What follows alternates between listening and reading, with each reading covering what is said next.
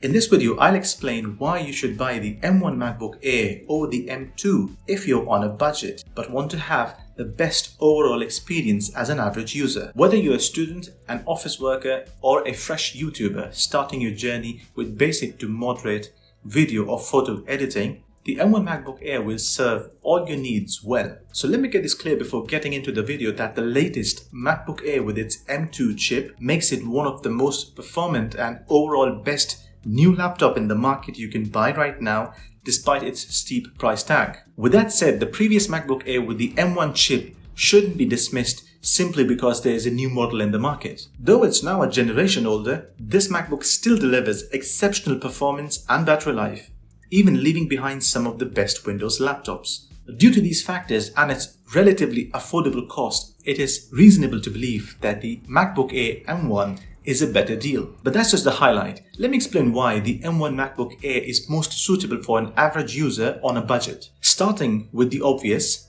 the price. This is by far the most value for money laptop you can buy at $999 or even as low as $800 to $750 on discount at some retailers. Whereas the M2, being newly launched, starts at $1199. This difference of up to $400 can mean a lot of money for an average user on a budget. I got my M1 MacBook Air for $950 from Amazon, saving me enough cash to buy more important accessories such as an external SSD. Number 2 is the wedge-shaped design. The M1 MacBook Air has become the most preferred choice by millions of users when it comes to a comfortable typing experience due to its wedge-shaped design.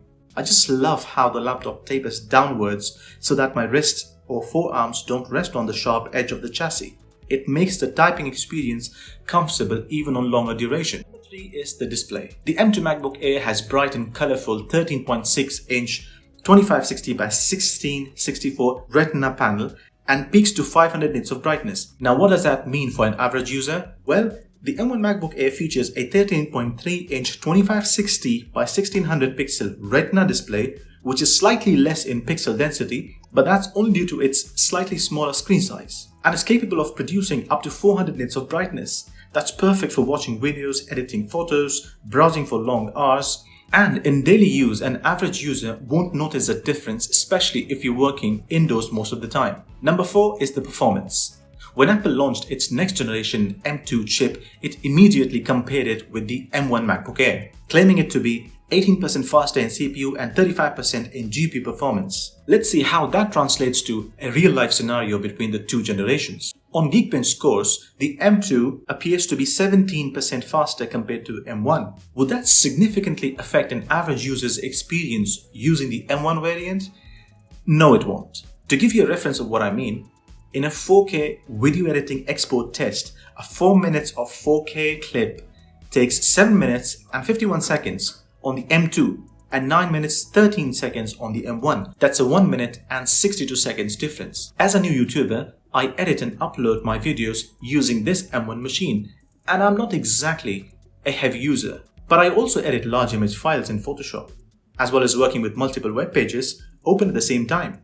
So waiting for 1 or 2 minutes longer for a video export won't make any difference to my productivity. Number 5 is the battery life. Both the M2 and M1 MacBook Air promises an 18-hour battery life when watching videos and 15 hours when surfing the web, according to Apple.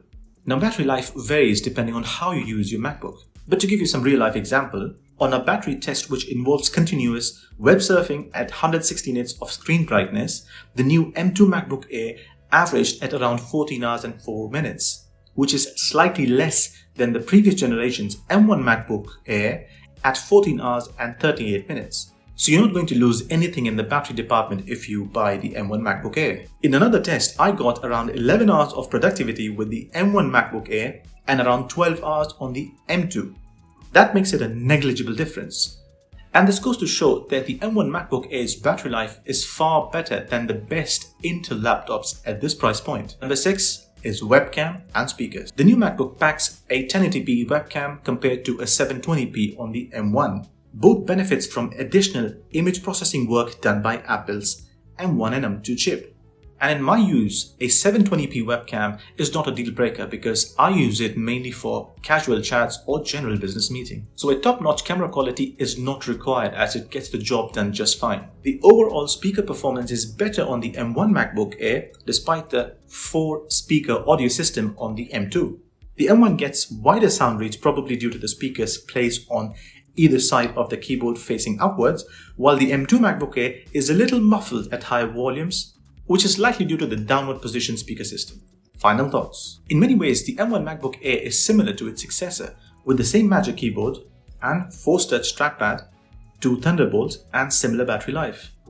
Both have a similar footprint, a Retina display which is around 13 inches in size, and both comes with a 30-watt standard charger. When considering buying the M1 MacBook Air over the M2, as an average user, you should analyze which of these specific improvements on the M2 would you really utilize. So to conclude, I can confidently say that as an average user on a budget, you will not lose anything significant if you buy the base option M1 MacBook Air over the M2.